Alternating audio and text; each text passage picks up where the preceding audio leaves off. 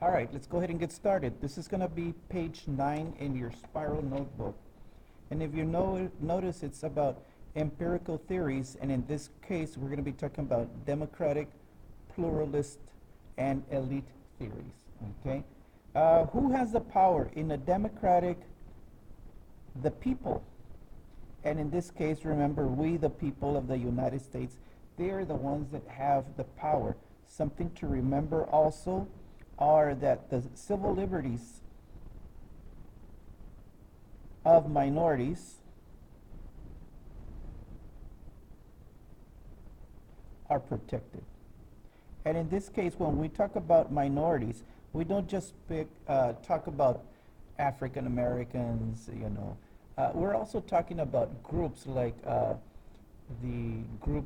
gay people. We're talking about all sorts of groups, in some cases women, in other cases Asians. All civil liberties are protected, okay? In a pluralistic, certain interest groups, they're the ones with the power. And in this case, not all people in society are represented.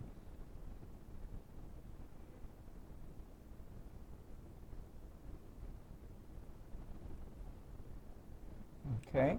When it comes to the elite theories, and this ought to make sense if you read on it, one core elite, and what we mean by that is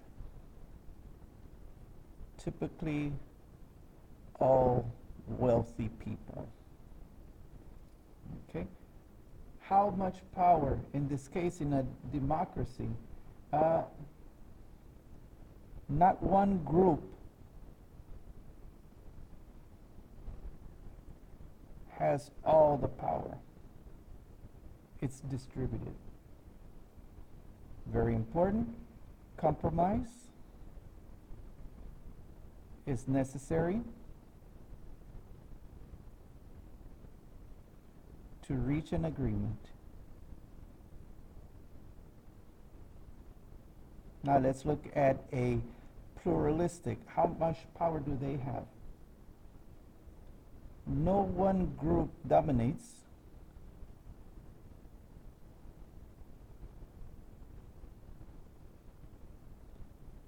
But they do compete.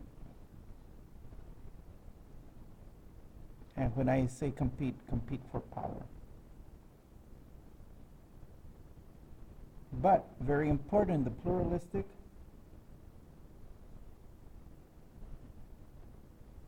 groups with more money and contacts have more power. Now let's look at the elites. How much power do they have? One elite have total control of politics. Let's look at views of government and politicians.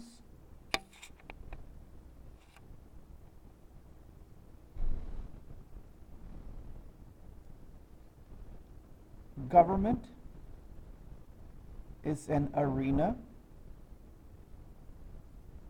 where compromise is met. Okay? Politicians are elected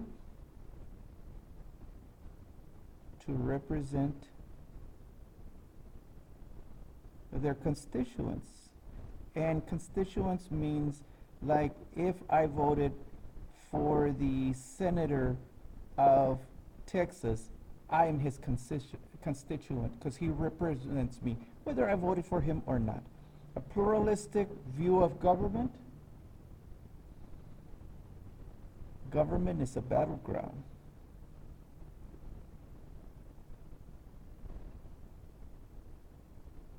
on which interest groups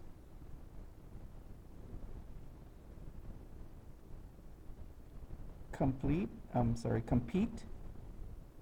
to influence policy.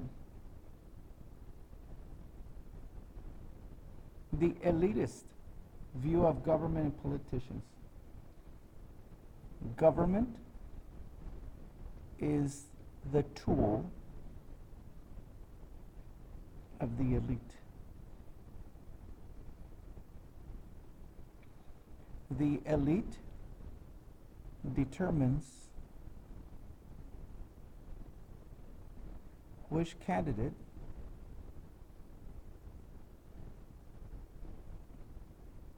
will win in an election. How do they influence policy?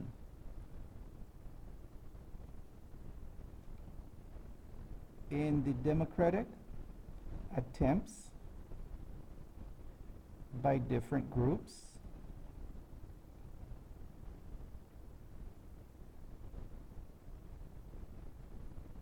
to influence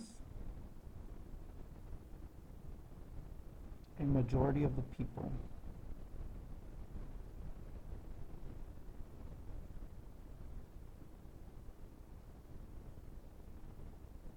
To support a certain candidate. In a pluralistic, interest groups use lobbying, whether legal or illegal, and campaign contributions, that's money,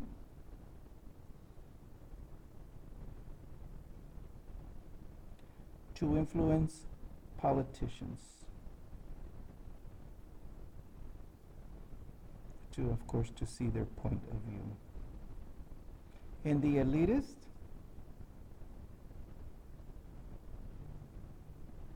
through ownership of all key assets, can be money, can be power, including the media,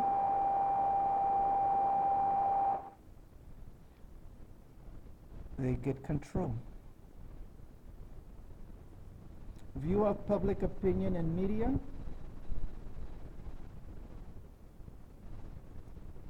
In this case, the role of the media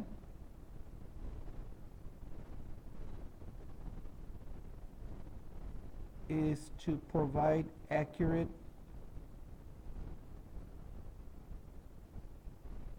information. Tell Trump that. Okay? So people can make decisions. That does not mean that they're always right. Do they try and influence? Yes. All right. In a pluralistic, popular opinion can matter in some issues.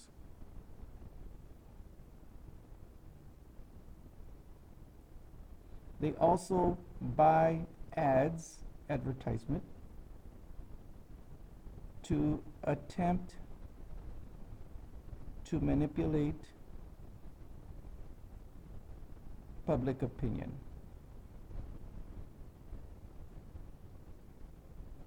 And in the elitist,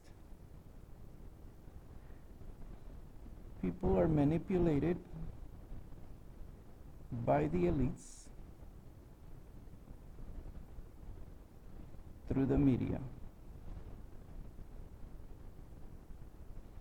Do you notice how right here, the elitist, this is how Trump thinks right now?